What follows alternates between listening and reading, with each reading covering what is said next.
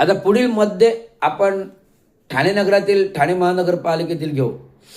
15 तारखेला जी महासभा झाली, गेले 15 दिवस ही महासभा महापौर आणि उपमहापौर, सभागृह नेते, गटनेते गठीत होऊन 3 महिने झाले. ही 5वी महासभा. या 5व्या महासभेमध्ये ही महासभा संविधानिक आहे की असंविधानिक आहे हा मुद्दा होता. आणि 15 दिवस हा मुद्दा एस. रविराज, रवींद्र चांगो शिंदे महाराष्ट्र म्युनिसिपल पातळीवर गाजवतोय. बातम्या आहेत, वर्तमानपत्रामध्ये बातम्या आहेत, डिजिटल लाईव्ह मीडिया बातम्या आहेत, वर्तमानात बातम्या आहेत, सर्वीकडे बातम्या आहेत. हे महासभा संविधानिक आहे की असंविधानिक आहे. मुद्दा हा दुसरा आहे की महासभा ही असंविधानिक होती. ज्या मुद्द्याद्वारे हा मुद्दा या 15 तारखेच्या महासभेमध्ये पहिला मुद्दा उचलला तर मृणाल पेंडसे नगरसेवकांनी बाबा आम्हाला स्वीकृत सदस्य आणि स्टँडिंग कमिटी अजून का होत नाही. स्टँडिंग कमिटी आणि स्वीकृत सदस्य हा मुद्दा भारतीय जनता पार्टीने लावून धरला आणि तो पहिला मुद्दा उचलला गेला. परंतु महत्त्वाची लक्षवेधी पावसाळ्यापूर्वीचं नियोजन नगरसेवक शिवसेना राजेश मोरे यांनी आणली. महत्त्वाची होती. ॲप्रिशिएट करतो की त्यांनी अशा प्रकारची लक्षवेधी आणली. परंतु जो काही स्टँडिंगचा मुद्दा होता, जो स्वीकृतचा मुद्दा होता, तो जो मांडला गेला तर महापुराने रुलिंग केलं की लवकर तुम्हाला ही लक्षवेधी झाल्यानंतर उत्तर मिळेल. सचिवाने त्याप्रमाणे उत्तर दिलं की लवकरच आम्ही गटनेत्या, सभागृह नेत्यांच्या बैठका घेऊन हा निर्णय स्टँडिंग कमिटीचा घेतो, स्वीकृत सदस्याचा घेतो. त्यामुळे हा प्रश्न निकाली निघाला. आता मुद्दा आला लक्षवेधीचा. ज्या लक्षवेधी चर्चेत आली, जी महत्त्वाची होती, आणि त्या लक्षवेधीचं चर्चा अनुमोदन विकास रिपाळे यांनी विस्तृतीकरण दिलं. राम रिपाळे, विकास रिपाळे यांनी विस्तृतीकरण दिलं. आणि ज्येष्ठ नगरसेवक हनुमंत जगदाळे, सभागृह नेते यांनी अनुमोदन दिलं की या लक्षवेधीपर्यंत आयुक्ताने विस्तृत विवरण करावं. आयुक्तांनी केलं. जिल्हास्तरीयवर येणाऱ्या आपत्तीचं महाराष्ट्र शासन मंत्रालय, जिल्हाधिकारी यांचे निर्देशनुसार संपूर्ण सर्व जिल्ह्यामध्ये येणाऱ्या आपत्तीजनक परिस्थितीला पावसाळ्यामधील प्रशासन नियोजन करण्याचं धोरण आखलेलं आहे. त्याप्रमाणे जिल्हा पातळीवर मिटिंगा, महानगरपालिका कार्यालय अधिकाऱ्यांच्या बैठका या होत आहेत. अशा आयुक्तांनी प्रतिपादन दिलं आणि त्याप्रमाणे नियोजन करत आहोत. राजेश मोरेने जे काही प्रतिपादन केलं की जे ठाण्यामध्ये विकास संकुले होत आहेत, या विकास संकुलांमध्ये 259 STP आहेत. या STPचं नियंत्रण ठाणे महानगरपालिकेने घ्यावं आणि त्यातून येणारं पाणी हे ट्रीट करून विविध उद्यानांसाठी, विविध कामांसाठी विकासकांचे वापरावं. 110 MLD मलनस्थान केंद्र, त्या पाण्यावर ट्रीटमेंट करून ते पाणी विकासकांना द्यावं वापरायला, किंवा गार्डन उद्यानासाठी वापरावं. विकासकाला हे पाणी वापरू शकत नाही कारण ते कॉन्क्रीटला पूरक आणि मारक होणार नाही, झाडांना होऊ शकतं खतपाणी म्हणून.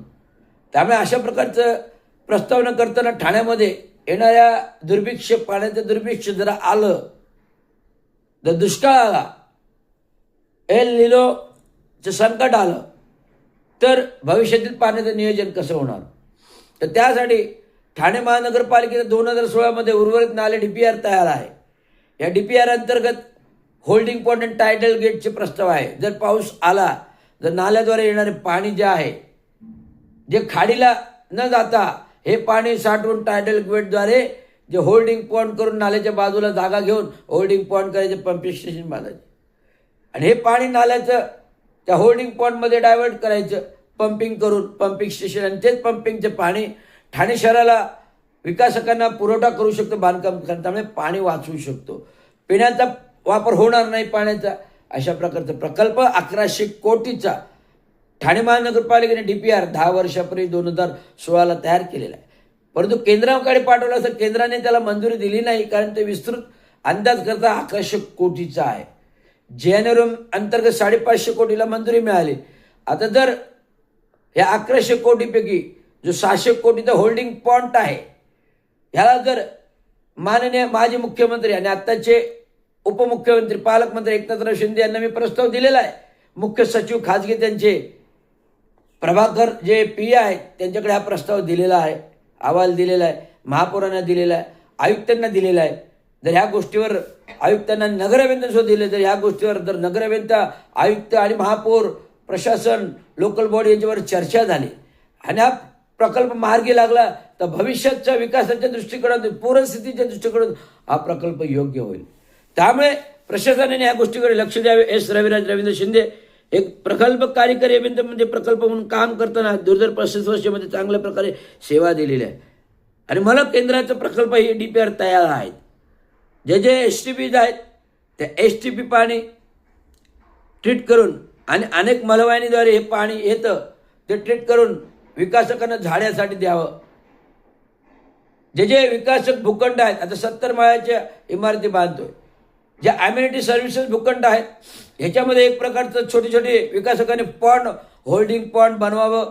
त्याच्यामध्ये विकासकांनी पाणी साचवावं, नागरिकांनी पाणी साचवावं आणि ते इमारतीला वापरावं. म्हणजे ते पूर्वत रिवापर पाणी होऊ शकतं, पावसाचं पाणी वाया जाणार नाही. आज कॉन्क्रीटच्या जंगलामध्ये जमिनीचा मातीचा भूभाग उरला नाही, सगळीकडे कॉन्क्रिटीकरण आहे. त्यावेळी पोरस आणि इम्पॅक्टिव्हिटी पाहता हे पाणी जमिनीत मुरत नाही, हे खाडीमध्ये जातं, गटारात जातं आणि गटार कचऱ्याने भरलेल्या घाणीचं होतं. त्यामुळे अशा पाण्यानं साठवून हे जर पॉन्डमध्ये घेतलं तर भविष्यात पाण्याचं दुर्भिक्ष येणार नाही. हा मोठा बहुउद्देशीय प्रकल्प आहे. आपण नुसताच इमारतीचे प्रकल्प करतो, गडकरी रंगायतांवर खर्च करतो, शिवाजी मैदान धर्मवीर टॉवरवर खर्च करतो, महानगरपालिका भवनावर करतो, त्याची काही गरज नाही आहे. हे अत्यावश्यक प्रकल्प नाही आहेत. अत्यावश्यक प्रकल्प आहेत जे स्ट्रॉंग वॉटर ड्रेन अपग्रेडेशन करणं, जे चंद्रशेखरच्या कालावधीमध्ये 2 फुटाचे झालेले आहेत, आता कॅपॅसिटी वाढलेली आहे. ॲडेक्वेसी आणि इनॲडेक्वेसीचा विचार करता तर कॅपॅसिटीची 5 फुटाची गटर झाली पाहिजे, 1 फुटाचा डक्ट राहील, 4 फुटाचं गटर राहील, जे पाणी जाण्यासाठी मोकळं होईल आणि पाणी नाल्यापर्यंत पोहोचेल.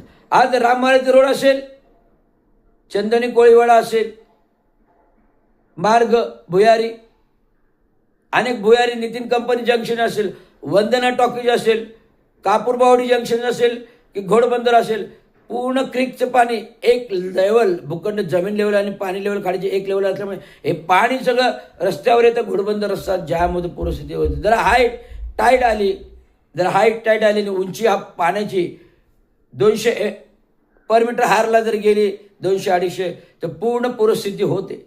परंतु भविष्यामध्ये गेल्या 30 वर्षामध्ये 20 का 25 वर्षामध्ये जेव्हा काय पण प्रकल्प, नाले प्रकल्प राबविला, ड्रेनेज प्रकल्प राबविलं, त्यामुळे ठाण्यामध्ये एवढी पूरस्थिती होत नाही. ठाण्याची टोपोग्राफी विचारत करता, लोकसंख्या 35 लाख विचार करता, 14,000 स्क्वेअर मीटरच्या ह्याच्यामध्ये टोपोग्राफी पसरलेली असता. येऊरचं डोंगर, नॅशनल पार्क डोंगर, पारशिक डोंगर इथपर्यंत भूभागाचे नाले आलेले आहेत. आणि नाले हे अशा प्रकारे पूर्ण पाणथळ क्षेत्र हे ठाणे आहे. पाण्याचं शहर आहे, नाल्याचं शहर आहे, तलावांचं शहर आहे. तलाव सगळे पण स्वच्छ झाले पाहिजेत. मी परवा रविवारी संपूर्ण नाले फिरलो. हा आंबेडकर रोडचा उतळसर नाक्याचा जोगिला तलाव जो आता खोदून बनवला, पूर्ण काळेकुट्ट पाणी, ब्रह्माळ्याच्या पूर्ण वास येतो पाणी, राहिल्या वेळी पुन्हा वास येतो, कचराळीचा पुन्हा वास येतो. हे वास काय येतं तर गरमीच्या हेटीमुळे जे काही मच्छी आहे ती मरते, ऑक्सिजन अभावी मरते, पाण्याच्या गरमीमुळे मरते आणि त्याच पाण्याला दुर्गंधी सुटते. आजूबाजूला कचरा असतो, स्वच्छता नाही. त्यामुळे अशा प्रकारचे शहर स्वच्छता झालं पाहिजे. आज फुटपाथवर 354 स्टॉल्स आहेत दिव्यांग आणि कॉफी शॉप आहेत. चालायला फुटपाथ नाही. माहिती अधिकारात माहिती प्राप्त झाली. मी सातत्याने 2 वर्ष मागणी करतोय, 3 वर्ष मागणी करतोय, प्रशासन लक्ष देत नाही. ठाणे शहरात अतिक्रमण अनेक बांधकामे जर्जर झालेली आहेत. चौकात अतिक्रमणे, फुटपाथवर अतिक्रमणे, मंदिरे फुटपाथवर होतात. निवडणूक कालावधीमध्ये झाले. एक आंबेडकर स्मारक आहे, डॉक्टर बाबासाहेब आंबेडकर स्मारक, आशिया पार्क लावून, तिथे एकनाथ भोयर नगरसेवकांनी अतिक्रमण करून एक टपरी टाकलेली आहे. बाबासाहेबांचा अपमान करतात. मी इशारा दिलेला आहे, जर तुम्हाला वातावरण चिघळवायचं असेल बाबासाहेबांच्या नावाने तर चिघळवू शकतो, पण आम्हाला चिघळवायचे नाही. म्हणून एकनाथ भोयरांना बोललेली टपरी काढा. एकनाथ भोयरांनी किती त्या जय भवानी मार्केट गार्डनच्या लागून किती तर अधिक 110 अनधिकृत गाळे बांधलेले आहेत. त्याच्यावर आम्ही लक्ष देतो का? नाही देत. जर बाबासाहेब आंबेडकरांचं स्मारकाचं जर असं होत असेल तर आम्ही नक्कीच लक्ष देणार. ठाण्यातली फुटपाथवरील अतिक्रमण बांधकामं हटवली पाहिजे. हटून नाही तर मंदिरं तर बांधतात, पण अजून रस्ते सुद्धा अतिक्रमित करतायत झाडे लावून. न काय कशा प्रकारे लोकांनी चालायचं, जीव मुठीत घेऊन चालायचं. आज इन्फ्रास्ट्रक्चर जर्जर होते ठाण्यामध्ये, धोकादायक स्थिती आहे. कधी कुठला गडर अंगावर पडेल, कधी कुठला गडर गाड्यांवरती बसमध्ये पडेल, अपघात होईल दुरंदर. आज MMRDAची कामं आहेत, SSRDAची कामं आहेत, उन्नती मार्ग जो समृद्धी मार्ग चालू आहे, विविध रस्ते भुयारी मार्ग चालू आहेत, चटई कटई चालू आहे, मानपाडा हिरनंदिनी मिळोच टिकुजिनी वाडी येथे ट्विन मार्ग चालू आहेत, कोस्टल रोड चालू आहे, सगळं कॉन्क्रिटीकरण चालू आहे. परंतु ट्रॅफिकचं नियोजन काही होत नाही. पाण्याचं दुर्भिक्ष आहे. 25 MLD पाणी आपल्याला पाहिजे. जो मी डॅम 24मध्ये विधानसभेत आणला, धरण काळू धरण, तो मुद्दा मांडला, सँक्शन झाला. ट्रॅफिकचा मुद्दा झाला, मदत झाली. अशा प्रकारे भव्य दिव्य काम आहे. ठाणे महानगरपालिका असो की ठाणे जिल्हा असो की महाराष्ट्र असो, जे गद्दारांनी मुख्यमंत्री झाले, एकनाथराव शिंदे, जरी सगळे लोक गद्दार म्हणतात, परंतु महाराष्ट्राच्या विकासाच्या बाबतीत चांगलं काम एकनाथराव शिंदेंनी केलेलं आहे. मी त्यांना विकास महर्षी म्हणेन. पद्मश्री द्या त्यांना, विकास महर्षी म्हणेन एकनाथराव शिंदेंना. कारण जो काही विकास केला, गद्दारी करूनही जो काही विकास केला महाराष्ट्रासाठी, तो त्यांना त्याचं श्रेय द्यावा लागला. हा मी देत आहे आणि गौरव करत आहे आणि अभिनंदन करत आहे. एवढंच सांगतो. धन्यवाद. जय जय महाराज, जय जय भारत.